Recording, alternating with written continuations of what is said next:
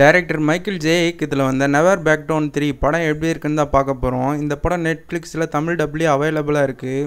இது ஒரு sports drama action மூவியாக எடுத்திருக்காங்க. படத்தோட ஆரம்பத்திலே ஹீரோட ஃப்ரெண்டு ப்ரூடி வந்து எனக்கு தாய்லாண்டில் பிராகோன்றவங்கிட்ட பிஎஃப்சியில் ஃபைட் மேட்ச் இருக்குது, நீ எனக்கு ட்ரைனராக வரியான்னு கேட்க ஹீரோவும் அதுக்கு சரி நான் வரேன்னு சொல்கிறாரு. அதுக்கப்புறம் ஹீரோவோட ஃப்ரெண்டு ப்ரூடியும் தனித்தனியாக தாய்லாண்டுக்கு போகிறாங்க. அங்கே போனதுக்கப்புறம் எந்த மாதிரியான சம்பவங்கள்லாம் நடந்தது, இது வரைக்கும் தோல்வியே சந்திக்காத பிராகோவை ஹீரோட ஃப்ரெண்டு ப்ரூடி ஜெயிச்சாரா இல்லையன்றது தான் இந்த படத்தோட கதை. எனக்கு இந்த படம் ரொம்ப பிடிச்சது. முக்கியமாக இந்த படத்தில் ஆக்ஷன் சீன்ஸ் தான். ஒரு ஃபைட் சீன்ஸும் தாறுமாறாக இருந்தது. படத்தோட ஹீரோ MMA ஃபைட்டரு, 43 மேட்சாக தோல்வியை சந்திக்காத ஒரு ஆள்.